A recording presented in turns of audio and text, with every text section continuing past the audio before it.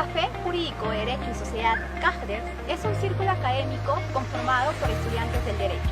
Un grupo humano que comenzó sus actividades el 23 de agosto de 2020 en el contexto de la pandemia. Celebramos nuestro primer año de vida institucional y tenemos preparadas muchas actividades para esta semana jurídica. Acompáñennos en esta semana tan importante para todos nosotros. Somos CAJDER, Café Jurídico de Derecho y Sociedad.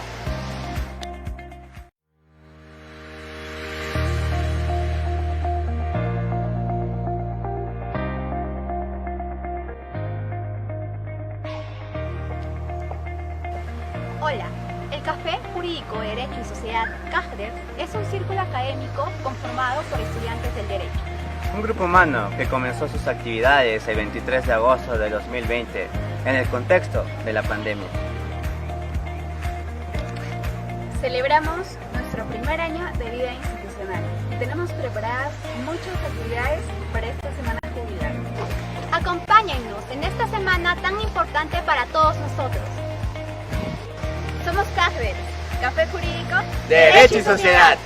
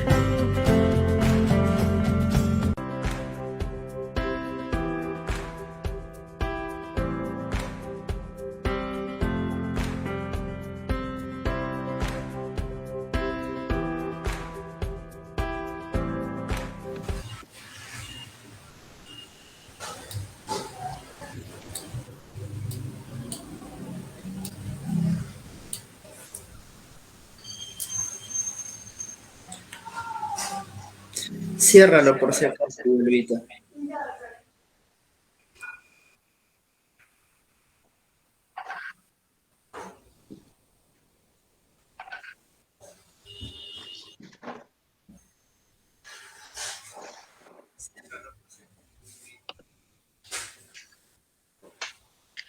Muy buenas tardes a toda la comunidad jurídica y presentes.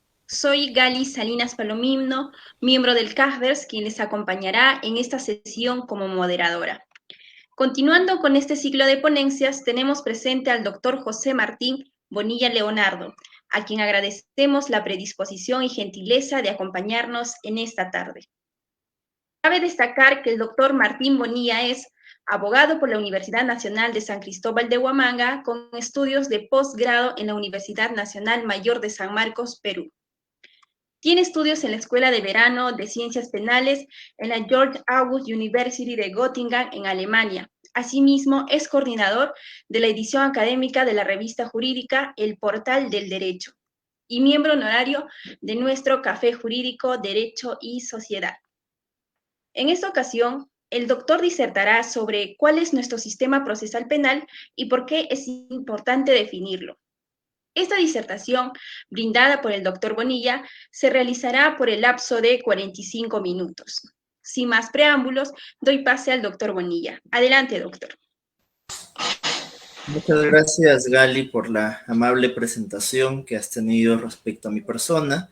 Gracias por tu intermedio a todos los integrantes del Café Jurídico, Derecho y Sociedad, del cual me honro ser miembro honorario, valga la redundancia.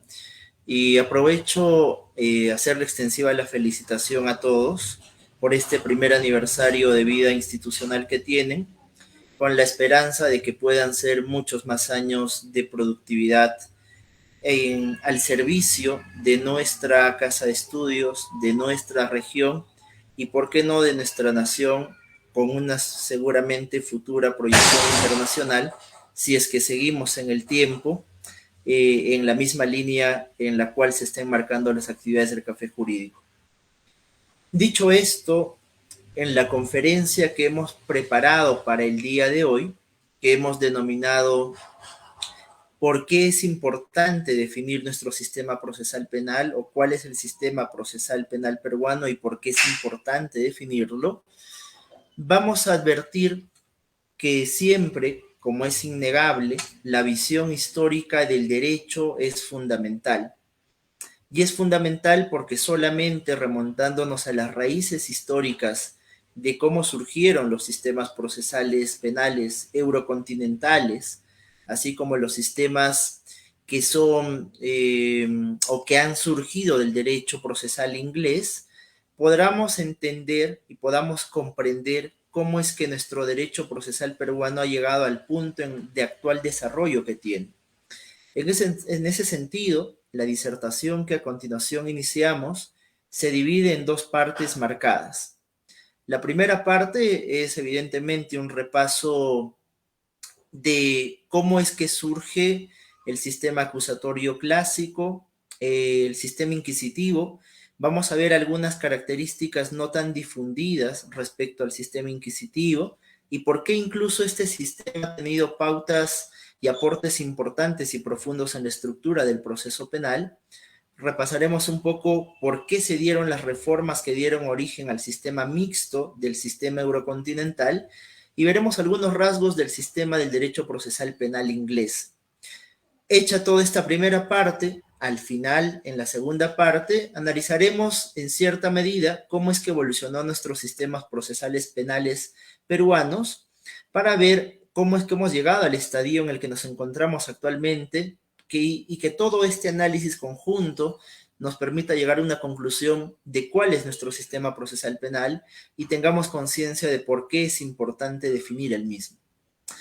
Los profesores Choclán Montalvo y Calderón Cerezo señalan que la historia del derecho procesal penal, de todo el pensamiento del sistema procesal, tiene registros desde los cuales podemos advertir que el primer sistema procesal penal del cual se tiene data en la historia de la humanidad fue el que denominamos el sistema acusatorio clásico, que tuvo vigencia en la Grecia clásica y en la Roma antigua.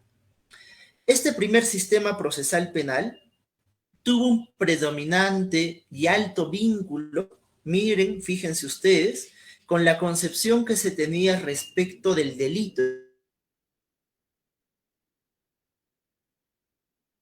El delito era concebido como una lesión de derecho, una lesión de un derecho de una persona identificable e individualizable, que se denominaba afectado, agraviado u ofendido. Entonces, en tanto el delito consistía en una ofensa personal de los derechos subjetivos de un ser humano identificable, quien tenía legitimidad en este sistema acusatorio clásico para pedir una sanción y eventualmente una reparación civil, era lógicamente el propio ofendido o su familia. En caso de homicidio, por ejemplo, era su familia. Y para ello, para obtener esta sanción o esta reparación, lo que se hacía en este sistema clásico era formar una asamblea o jurado popular. Y ante esta asamblea o jurado popular es que tanto el ofendido como a quien se le planteaba la acusación, presentaban y exponían sus argumentos de defensa y sus pruebas para demostrar quién tenía la razón. Una característica importante de esta etapa del sistema acusatorio clásico era que, a diferencia de lo que sucede hoy en día, no existía un órgano del Estado encargado de investigar, sino que el onus probandi, o la carga de la prueba, era exclusiva, material, económica y espiritualmente, de quien formulaba una pretensión acusatoria, porque en este sistema, en tanto no existía un órgano persecutor del Estado oficial, quien se consideraba el ofendido o el agraviado tenía esa carga de probar, así como el acusado en este sistema tenía la carga de demostrar que no había cometido aquello de lo cual se le estaba acusando. Los principios en los cuales se regía este sistema acusatorio clásico eran principios que nos van a sonar un poco familiares. ¿Por qué? Porque eran el principio de igualdad, el principio de publicidad y el principio de contradicción. Naturalmente había igualdad porque solamente las pruebas y las alegaciones partían de dos personas, de dos individuos que teóricamente estaban en igualdad de posiciones. Entonces, precisamente por tal motivo, quienes tomaban la decisión en este sistema acusatorio clásico, por preservación de esta igualdad, tenían que respetar desde ya ese sistema clásico la congruencia entre lo que se hubiera alegado y lo que se hubiera probado en esa especie de juicio. Existía ya un respeto escrupuloso de lo que actual y contemporáneamente se conoce como congruencia procesal. Pero era también, era particular y patente de este sistema la no existencia, miren ustedes, de una instancia superior frente a la decisión que resolvía la controversia. En este sistema clásico se llevaba a cabo el juicio de primera instancia entre ambas partes, a ambos obligados al onus probandi o la carga de la prueba de las pretensiones que introducían en ese debate. Se tomaba una decisión a partir de la asamblea o el tribunal por jurados que se hubiera formado, dependiendo del tipo de causa del cual se tratara, y frente a la decisión que se tomaba, no había un derecho a impugnar. Como tradicional y contemporáneamente nos parece inconcebible que pueda existir un proceso donde no exista un derecho a impugnar una decisión. Pero ese era el esquema del sistema acusatorio clásico, que, como reiteramos, tuvo vigencia en la Grecia clásica y en la Roma clásica antigua. Y aquí cabe preguntarnos, ¿pero cómo y por qué es que se dejó de lado este sistema procesal? ¿Por qué si este preservaba la igualdad entre las partes? ¿Por qué si este sistema era público? ¿Por qué si este sistema justamente era un sistema que en apariencia garantizaba la igualdad material y procesal de los que estaban insertados en el proceso?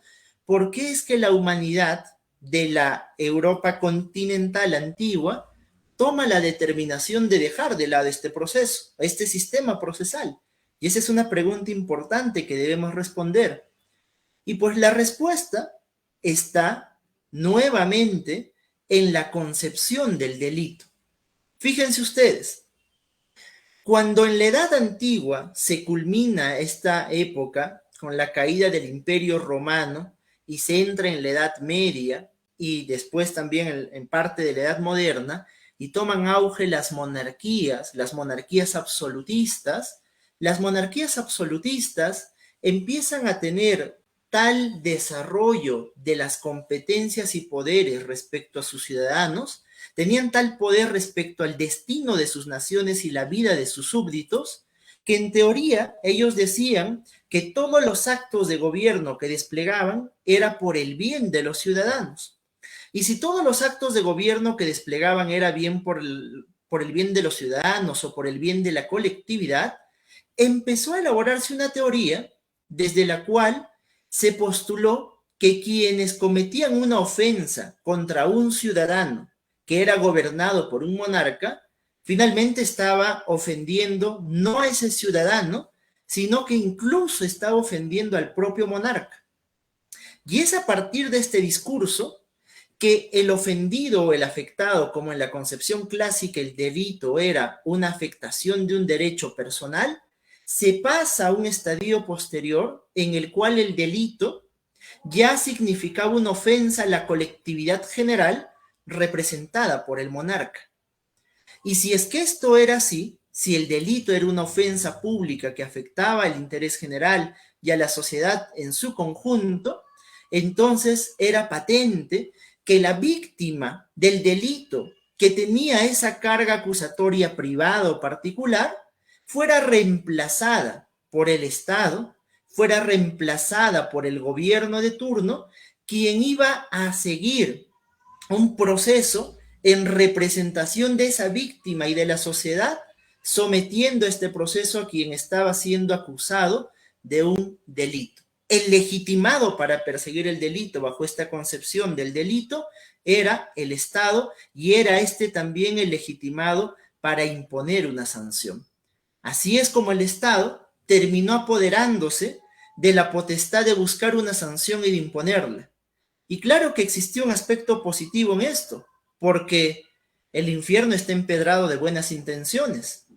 Y es que esto garantizaba el acceso general al sistema penal, porque el ofendido ya no tenía la carga material, económica y espiritual, a veces casi insoportable o inaccesible, de, por ejemplo, enfrentarse a poderosos, con abrumador poder político, con abrumador poder económico, sino que ahora nadie tendría más poder que el Estado, porque éste representaría a las víctimas del delito, y así los ofendidos, las víctimas, podrían introducirse sin mayores temores al proceso penal buscando dos valores, la verdad y la justicia, para quien había delinquido, a quien debía imponerse una sanción.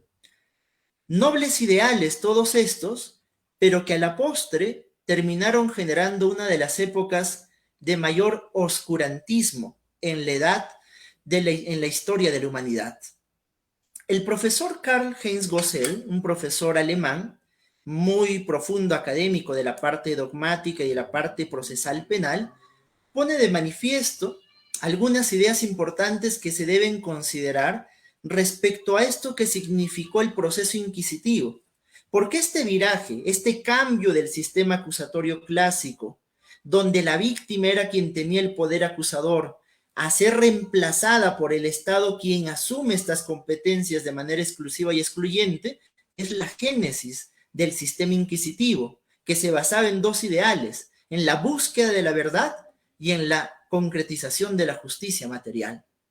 Pero el primer aspecto que debemos considerar respecto a la Inquisición, porque siempre que hacemos referencia al sistema inquisitivo, automáticamente vinculamos con el proceso de las brujas, con las atrocidades que se cometían a través de las torturas, y en este contexto es innegable que tengamos la impresión que nada bueno puede rescatarse de este sistema, al punto que pensamos que todo aspecto de tal proceder del sistema inquisitivo debe ser absolutamente desterrado de nuestro pensamiento e incluso de la historia misma. Sin embargo, como se nos recuerda por parte de este profesor alemán, lo cierto es que antes que se incorpore el principio de Inquisición en Europa, lo que se dio coetáneamente con el descubrimiento de América es que en los procesos penales se aplicaban atribuciones de responsabilidad penal con imputaciones irracionales, causales, donde se sometía a las personas a juicios divinos y se les sometía, por ejemplo, a procedimientos como la prueba del agua. La prueba del agua, o el judicium aqua ferventis, consistía en que si alguien era acusado por un delito, se ponía un recipiente con agua en punto de ebullición, o incluso a veces con plomo en punto de ebullición, y el imputado tenía que meter su mano y sacar de allí una piedra o un aro pequeño, y si al cabo de 3 días las heridas habían sanado, pues se concluía que esta persona era inocente. Entonces, justamente es este tipo de proceder anterior a la instauración del sistema inquisitivo el que inicialmente se trataba de superar, porque precisamente el principio de Inquisición generó una nueva forma de juzgar los casos penales, por el cual la conducta que se atribuía contraria al derecho primer principio inquisitivo, debía ser probada de oficio. Ya no era el acusado el que debía demostrar su inocencia, y la prueba de la conducta debía darse, decía el sistema inquisitivo en sus orígenes, a través de métodos racionales. Todo con la inspiración que tales métodos debían estar al servicio de la verdad y de la justicia. Esto, claro, nos da una idea de que en su momento la instauración del principio de Inquisición, al cual ahora denominamos sistema inquisitivo, con mucho desdén, y por supuesto significó un gran progreso en la forma del juzgamiento de los casos. Pero uno de los aspectos, ahora sí considerados más aberrantes, fue la incorporación de la confesión como medio de prueba plena, porque en el acusatorio clásico, como la carga de la prueba estaba en cada sujeto que incorporaba una pretensión, una génesis de lo que ahora conocemos incluso como principio dispositivo, en el sistema inquisitivo, pese a los nobles ideales con los cuales se enarboló este sistema para la superación y racionalización del juzgamiento de los procesos penales, se incorporó una figura inédita en la historia del derecho procesal, el cual fue la confesión. Y la confesión en el sistema inquisitivo se consideraba un medio de prueba plena. Si el imputado confesaba el delito, a confesión de parte, relevo de prueba, ya no era necesaria toda la actividad probatoria que se necesitaba para demostrar un delito. Y como la confesión en el inquisitivo tenía un valor absoluto y objetivamente cierto, debía obtenerse esta por cualquier método, incluso recurriendo a la tortura.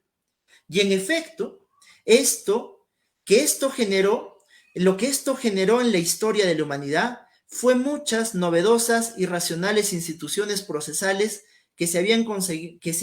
lo que generó es que muchas novedosas instituciones procesales que a lo largo del tiempo se habían concebido para la defensa de los inculpados, aún no declarados culpables, fueran poco a poco yéndose al olvido, que fueran poco a poco dejadas de lado y marginadas al punto de ser declaradas inútiles e irrelevantes. El efecto posterior de esta desfiguración del ideal inicial con el cual tuvo su génesis el sistema inquisitivo, en esta búsqueda implacable, intensa e ilimitada de la confesión como el medio más eficaz y certero para encontrar la verdad, fue que se empezó a concebir que si lo más importante era la búsqueda de esta verdad, pues se tenía que romper todos los obstáculos en la búsqueda de esta verdad. Y teníamos que romper esos obstáculos en este pensamiento inquisitivo posterior a su génesis, obstáculos que significaran desacuerdos, desavenencias o puntos de vista distintos a esa búsqueda loable de la verdad. Y en base a esta meta, en base a estos argumentos, es que se instaura un órgano único con potestades ilimitadas de búsqueda de la verdad, que posteriormente se terminó llamando Tribunal de Inquisición. Y no olvidemos que como las potestades debían ser ilimitadas, uno de los más férreos obstáculos a la búsqueda ilimitada de la verdad no provenía necesariamente de los órganos oficiales del Estado, sino de una persona que se erigía en el principal medio de protección del acusado, el abogado defensor. En la radicalización de la búsqueda absoluta de la verdad, resultaba innecesario que el acusado cuente con medios de protección, ya que la verdad misma es la que nos revelará si es inocente. Yo recuerdo que cuando litigaba en el antiguo sistema procesal penal, algún juez un día me dijo, la mejor estrategia que puede tener un litigante es trabajar con la verdad, porque la verdad es la que demostrará la inocencia de su cliente. Este es un pensamiento que no es novedoso, es un pensamiento que pertenece a los albores más cruentos y crudos de la Inquisición. Y en ese ideal, como la verdad misma es la que nos revelará si una persona es inocente, por tanto, el abogado defensor tampoco resultaba necesario. La consecuencia de tales ideales en la historia de los sistemas procesales tuvo su respuesta legalmente aceptada, por ejemplo, en el Código Penal Austriaco de 1788 y en el Codex Jus Bavari Criminalis de 1751 de Alemania, que de manera expresa y legal, excluían la intervención aún parcial de un abogado defensor. De esta manera, dos principios que surgieron como ideales loables, como son el principio de oficialidad en el procesamiento de las causas penales, o que la persecución del delito esté a cargo de un ente oficial del Estado, así como que la Inquisición significaba búsqueda de verdad y justicia, al ser radicalizados, terminaron definiendo y defendiendo los nefastos y esenciales rasgos del sistema inquisitivo clásico como lo conocemos hoy en día. Esta forma de concebir y ejecutar el principio inquisitivo estuvo fuertemente vinculada a la concepción de Estado también, no solamente a la concepción de delito, sino que la concepción misma del Estado estaba enraizada en este sistema inquisitivo. ¿Por qué?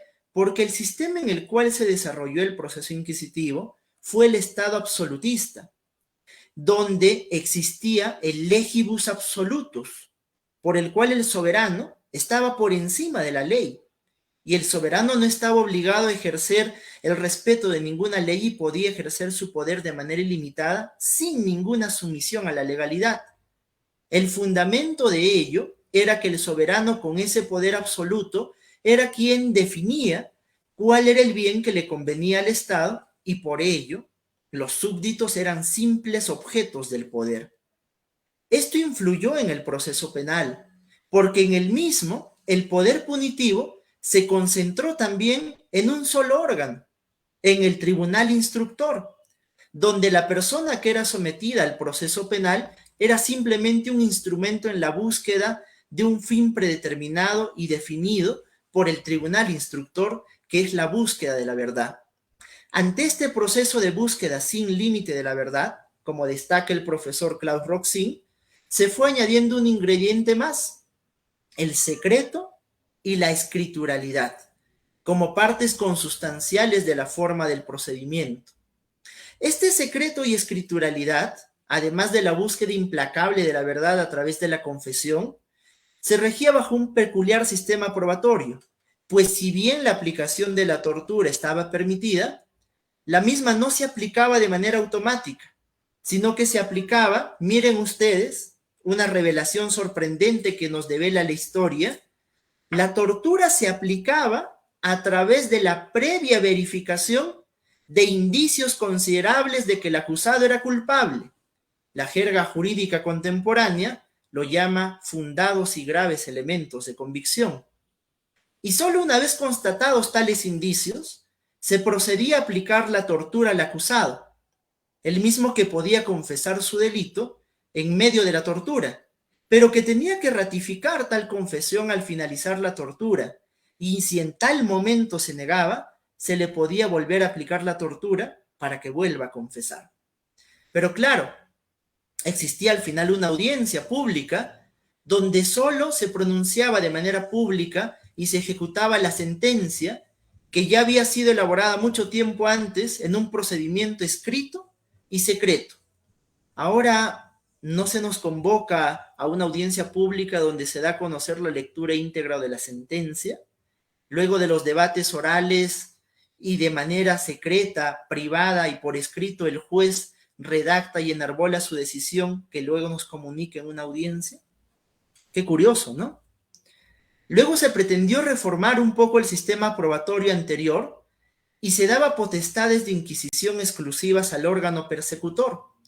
El único legitimado para realizar actos de inquisición era el órgano de indagación y el tribunal instructor. En esta reforma insertada dentro de la Inquisición ya se permitía participar al abogado defensor, pero el mismo solo se delimitaba a poder presentar un escrito de valoración jurídica de los elementos recolectados por el órgano persecutor oficial. El abogado defensor, en realidad, no tenía ninguna participación en la aportación de prueba del proceso. ¿Recuerdan, amigos, que ahora se discute y hasta se plantea que el único legitimado para realizar actos de investigación es el Ministerio Público y que todo acto de investigación de la defensa se debe canalizar a través de este? Tales ideas no son nuevas, no son recientes, ni tampoco contemporáneas. Hunden sus raíces profundamente en el siglo XV y XVI, donde estuvo en auge las épocas más cruentas del sistema inquisitivo clásico. Pero claro, para encontrar medios de prueba que corroboran una acusación, existían casos donde los acusados al final del proceso, si es que no se encontraba prueba suficiente, no se les liberaba del proceso, sino que de todas maneras se les aplicaba, miren ustedes, una pena de sospecha, que era benigna, decían, pero pena al fin y al cabo. O en última instancia, eran absueltos provisionalmente, con la advertencia que en cualquier momento podían volver a ser procesados. Esto se conocía como la absolutio ad instancia. Y recordarán ustedes, estimados amigos, que este mecanismo se ha trasladado contemporáneamente a una fase anterior al juicio, donde actualmente el Ministerio Público puede archivar provisionalmente un caso si no encuentra suficientes elementos de convicción, con lo cual los casos eventualmente pueden ser reaperturados. El contexto descrito se fue rompiendo precisamente a partir de la introducción del pensamiento ilustrado en la práctica, por la cual las ideas y prácticas del absolutismo fueron desterradas poco a poco de la historia de la humanidad, o al menos eso esperábamos. Los postulados de John Locke y Montesquieu, el último de los cuales señaló de una forma de racionalizar el poder y evitar que el mismo se convierta en ilimitado era la limitación del poder con el mismo poder, precepto que dio origen al desdoblamiento del poder a cargo de 3 órganos oficiales que hoy conocemos como Ejecutivo, Legislativo y Judicial, para que converja un sistema de pesos y contrapesos entre cada órgano que ejercía una fracción de ese poder. Ello, más adelante, miren cómo influye la concepción misma constitucional del Estado en el proceso. Si los sistemas absolutistas monárquicos habían influenciado de manera determinante en el atroz fundamentalismo del inquisitivo, esta nueva concepción del Estado también influyó al proceso y generó una ruptura del señorío absoluto del Tribunal de Inquisición y generó que así como en el Estado general se distribuía el poder, se distribuía también el poder entonces, o se tenía que distribuir el poder al interior del proceso penal, dándole poder a actores como el Ministerio Público, poder al juez, pero también poder a la defensa para que actúen de manera dialéctica bajo la dirección del juez en el proceso racional y razonable de determinación de la verdad cognoscible a partir de la información que se vaya generando a través de las fuentes de prueba en el proceso. Pero fue fundamentalmente en la época de la Ilustración donde se alzaron las principales voces de protesta.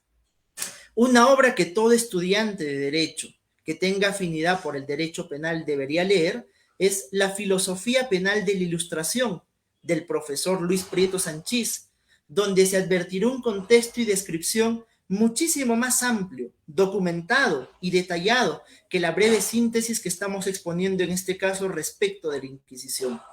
Y bueno, las voces de protesta que existieron pertenecieron a gigantes del pensamiento, como por ejemplo Voltaire, quien escribió su tratado sobre la tolerancia, en el cual al final termina afirmando que existe un derecho humano a la intolerancia de sistemas como el inquisitivo que habían generado la muerte de un inocente, como fue Jean Calas, un padre y comerciante de la época injustamente condenado a muerte por el homicidio de su hijo, que fue este caso el que motivó a que Voltaire eleve su pluma en protesta y escriba una de las obras más célebres de la época de la Ilustración francesa.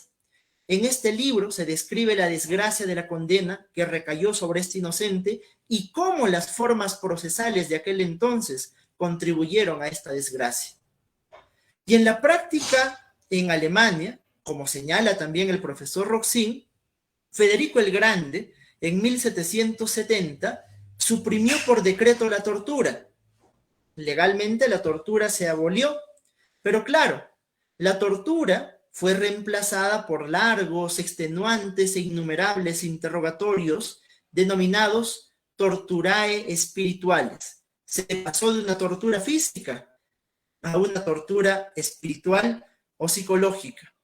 Asimismo, por la imposición de una larga y atormentadora prisión preventiva, 1740. Quitamos la tortura, pero introducimos la tortura psicológica y además introducimos la prisión preventiva dentro de los procesos penales, a través de la cual, miren, se buscaba no otra cosa sino que vencer la resistencia del imputado. Desde 1740 está claro que uno de los fines subalternos de la imposición de prisiones preventivas es que el imputado resista, desista de defenderse y termine confesando su delito, termina colaborando y contribuyendo con la administración de justicia. Un ideal que estaba patente y vigente desde 1740. Esa finalidad subalterna del encierro de los acusados, aún no condenados, no ha desaparecido en tiempos actuales.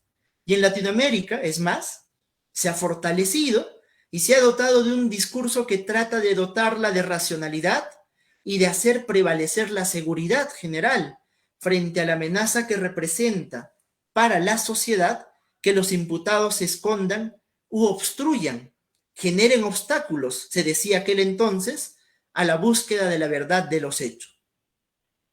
No obstante, los movimientos reformistas introducidos por la Ilustración tuvieron a uno de sus mayores materializaciones o cristalizaciones en el Código de Instrucción Criminal de 1808 de Francia, porque en este Código de Instrucción Criminal de 1808 se asignaba al fiscal, que en ese código denominaban procurador del Estado, el rol de conducir el procedimiento penal que llevaba bajo su responsabilidad el proceso hasta el momento en que estuviera en aptitud de formular una acusación. Una vez que se consideraba en esa época, 1808, que el fiscal se encontraba en condición de presentar tal caso ante un tribunal decisor, que era denominado Cámara Especial de Acusación, existía un juez que participaba juntamente con el fiscal en la instrucción, y culminada esa fase, se pasaba al caso a un tribunal de jurados, que bajo un sistema de audiencias públicas y orales, decidían sobre los hechos, sobre la culpabilidad y la pena, en base a su íntima convicción, lo cual significaba que quienes tomaban la decisión no estaban sometidos a predeterminadas reglas probatorias, sino simplemente en base a la pregunta de si habían o no obtenido un convencimiento de la culpabilidad del acusado. Otras variantes de este sistema, formalmente se denominó sistema acusatorio mixto, es que en él, a diferencia del sistema acusatorio puro, que predominó en Grecia y Roma antigua, es que en el mismo sí existía la posibilidad de impugnar la decisión del tribunal. Esto se aplica, por ejemplo, en España, en la fase posterior al surgimiento de la Revolución Francesa, y este rasgo que materializaba la posibilidad de impugnar fue introducido en el sistema inquisitivo, pero se mantuvo en este sistema mixto. La clasificación de los sistemas en acusatorio puro, inquisitivo y mixto es propia, estimados amigos, de una visión eurocontinental, sobre todo de cómo se fueron sucediendo los sistemas procesales penales en Alemania, Francia, España, Portugal y otros países del continente europeo. De allí viene su nombre de eurocontinental. Sin embargo, no debemos dejar de lado lo que sucede con el sistema de derecho procesal penal inglés, por ejemplo, que es un importante antecedente, porque, curiosamente, existen rasgos importantes del mismo que fueron aplicados y que son aplicados en nuestra actual legislación. Como pone de relieve la doctrina procesal penal, uno de los análisis centrales para diferenciar uno y otro sistema procesal penal parte de considerar cuál es el principio rector que rige al mismo. Por ejemplo, como se vio una buena parte de la historia reciente, estuvo en vigencia un sistema inquisitivo o mixto en el cual el principio directriz de estructuración del proceso fue el principio inquisitivo, es decir, la oficialidad en la actuación de los órganos de gobierno en la investigación y la oficialidad en la sanción a partir del paradigma de verdad y justicia, en tanto y en cuanto cuando se comete un delito, el que resulta ofendido es la sociedad y el Estado. Es decir, que todo delito debe ser investigado y eventualmente sancionado en tanto se activen los mecanismos del Estado por la noticia criminis que pueden llegar por cualquier medio a las autoridades oficiales. Entonces el principio inquisitivo se caracteriza por eso. Pero en cambio, existen sistemas como el acusatorio puro de la Grecia clásica, de la Roma clásica, así como el que ha tenido prevalencia en el derecho inglés, que se basan en un principio que tiene siempre mayor vigencia en el proceso civil, pero que fue trasladado al proceso penal. Es el principio dispositivo. Este principio procesal civil estaba fundamentado en la idea, inicialmente, de indisponibilidad del derecho discutido una vez iniciado el proceso, aunque posteriormente viró su naturaleza a permitir la disposición de los derechos discutidos por las partes dentro del proceso. Pero claro, el énfasis siempre estuvo en que las partes, demandante y demandada, eran los actores principales del proceso y que no podía siquiera surgir o originarse en el proceso o que no podía existir un proceso sin iniciativa de una de las partes. Y eran estas las que tenían siempre el onus probandi, principio inquisitivo versus principio dispositivo. Este principio dispositivo fue instaurado en el derecho procesal penal inglés, dado que originariamente el proceso penal no podía iniciar sin iniciativa de parte. Pero además, algo que caracterizaba este proceso penal inglés era que no existía, miren ustedes, no existía un órgano oficial del Estado a cargo de la persecución estatal. Solo en una época reciente, desde 1985, existe el Crown Prosecution Service Act, que es una especie de fiscalía constituida por abogados que asumen actos de indagación, pero solo en casos especialmente graves. Pero en este sistema inglés era la policía, y lo es aún hasta hoy, la que tiene a su cargo el monopolio de la investigación del delito. Esto no existía ni en el inquisitivo, esto no existía tampoco en el sistema acusatorio. Y es la policía en este sistema inglés, un organismo que tenía el señorío de la investigación y era el que sustentaba muchas veces la presentación de los casos ante los jueces.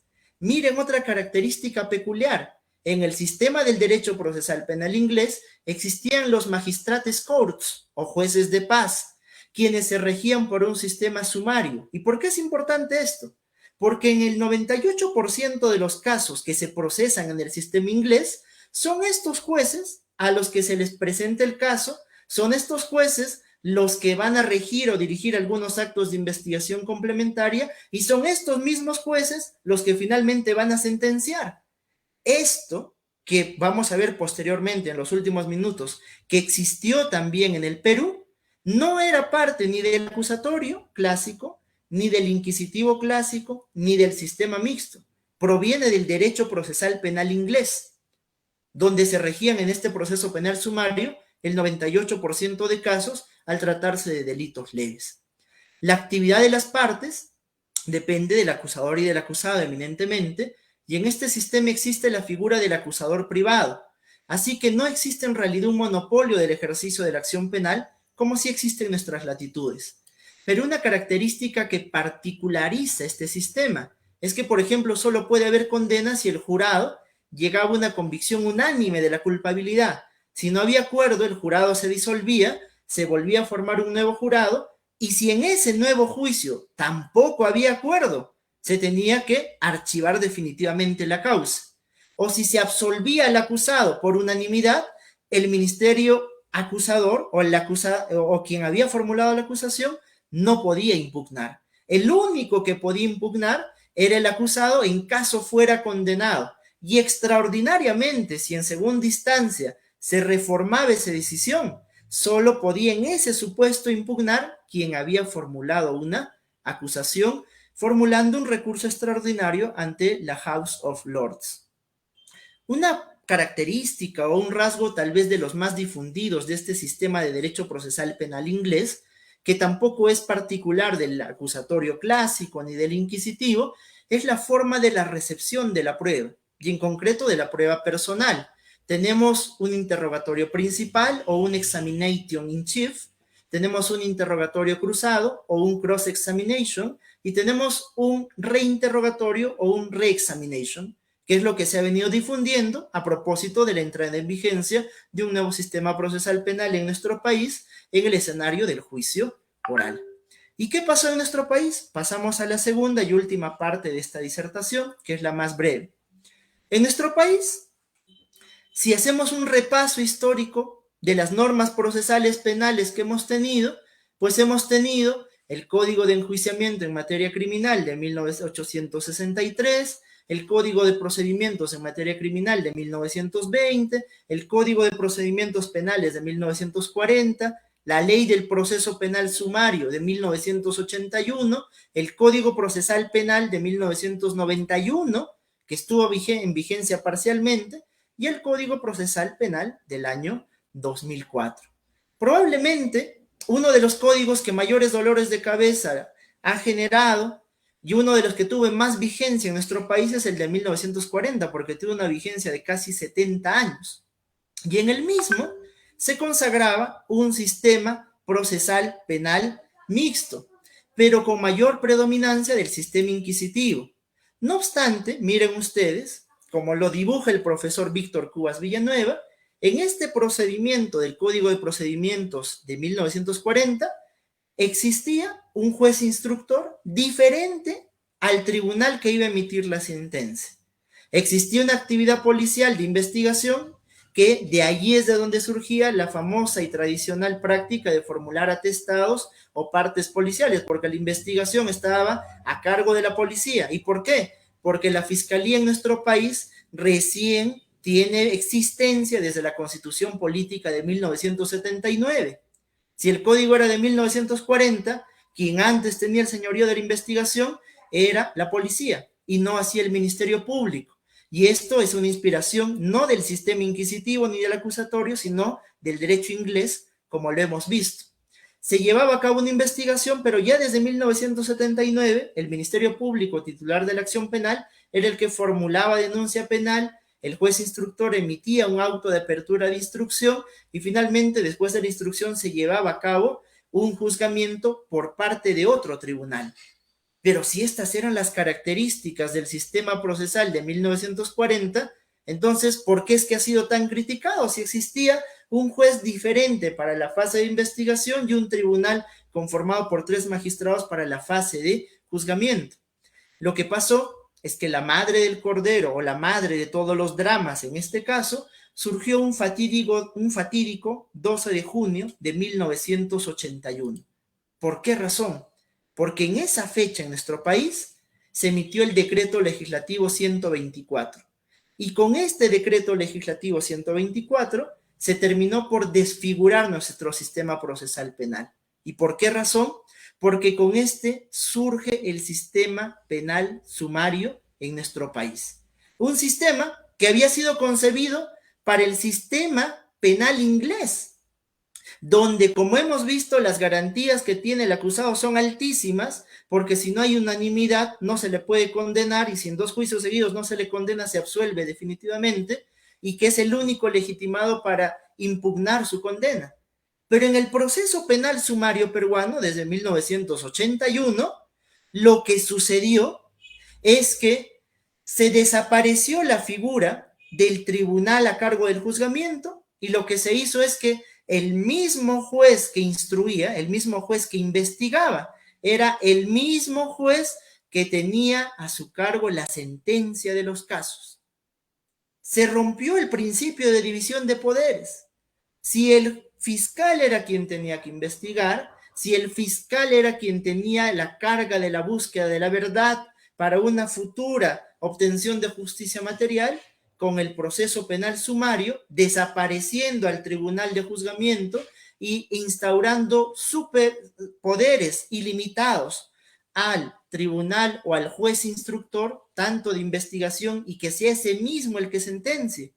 Ese fue el problema y esa fue la génesis de todas las arbitrariedades que existían en nuestro sistema procesal penal. ¿Cuál fue la génesis de las barbaridades? Que un sistema procesal penal, que era un sistema procesal penal mixto, que pertenecía a la tradición eurocontinental, se le introdujo otro sistema procesal penal encima de él o dentro de él, que fue el sistema penal sumario, que terminó representando la mayor carga procesal penal de los procesamientos en nuestro país.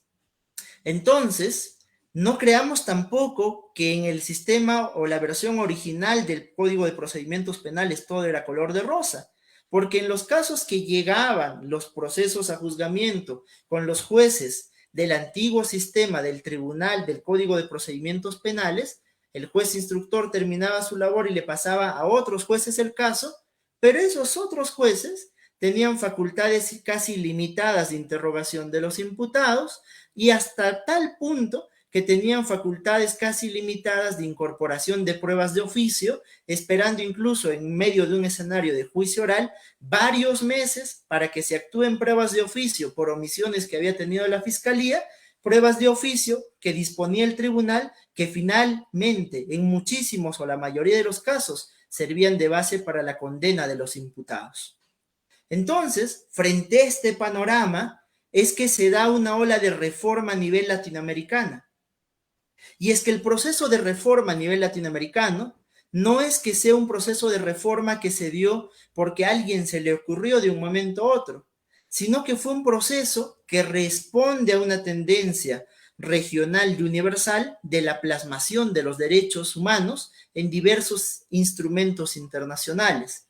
Perú, desde el año 1981, ratificó la competencia de la Convención Interamericana de Derechos Humanos y desde ese momento se encontraba obligado internacionalmente, conforme al artículo 1.1 y 2 de la Convención Americana de Derechos Humanos, de adaptar su legislación interna a estándares internacionales de derechos humanos.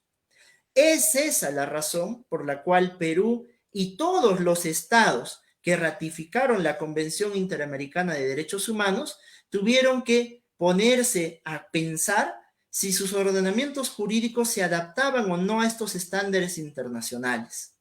Y en la regulación actual que tiene nuestro sistema procesal penal peruano, encontramos características que hacen que nuestro sistema procesal penal peruano sea un oxímoron. Un oxímoron es un recurso lingüístico por el cual se juntan dos figuras o dos palabras con un significado aparentemente contrapuesto en una misma frase. Por ejemplo, cuando yo digo placentero dolor, nauseabunda fragancia o luz oscura, un oxímoron. Lo que hemos hecho en nuestro Código Procesal Penal peruano es un oxímoron.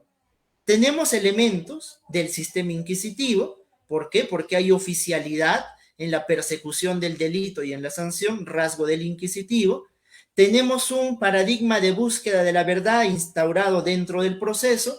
Si no, lean los artículos referidos a detención domiciliaria, prisión preventiva, medidas limitativas, todos los que tienen la razón de ser fundamental de permitir que el imputado no obstruya, ¿qué? La búsqueda de la verdad.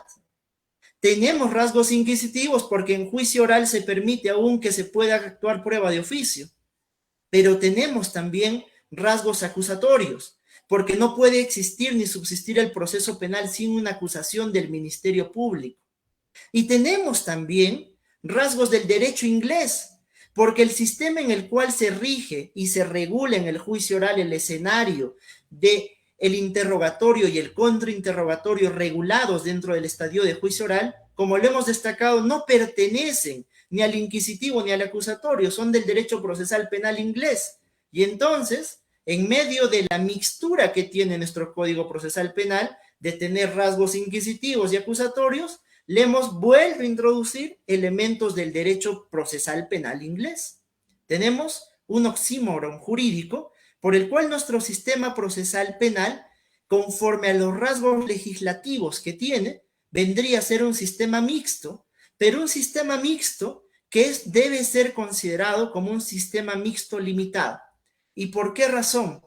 Porque más allá de la búsqueda de definición de si nuestro sistema procesal es acusatorio, es inquisitivo, es adversarial, como algunos dicen, que no sabemos de dónde han sacado esa afirmación, porque tendrían que decir tiene rasgos del sistema del derecho procesal penal inglés, más allá de la búsqueda de definir o cerrarnos a decir o es acusatorio, o es mixto, o es inquisitivo puro, tendríamos que ponernos a pensar si las reglas establecidas en nuestro sistema procesal penal peruano pueden ser un mar o una isla, al punto de decir esas reglas que se dicen o se enarbolan en Argentina, en Chile o en Colombia no son aplicables porque son de otra realidad.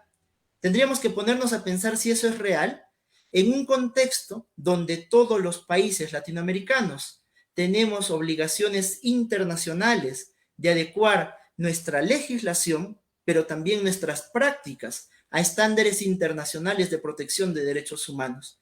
La primera pregunta que deberíamos hacernos es, más allá de los elementos más connotados o que declinen la balanza hacia un lado, que permitan definir nuestro sistema procesal como inquisitivo, acusatorio o mixto, debemos partir por preguntarnos si nuestra legislación y nuestra práctica es o no conforme a estándares de derechos humanos como contemporáneamente se exige. Nuestro sistema, señores, es un sistema mixto, es un oxímoron, pero que tiene que ser limitado por el discurso, los mecanismos y la práctica del sistema interamericano de derechos humanos.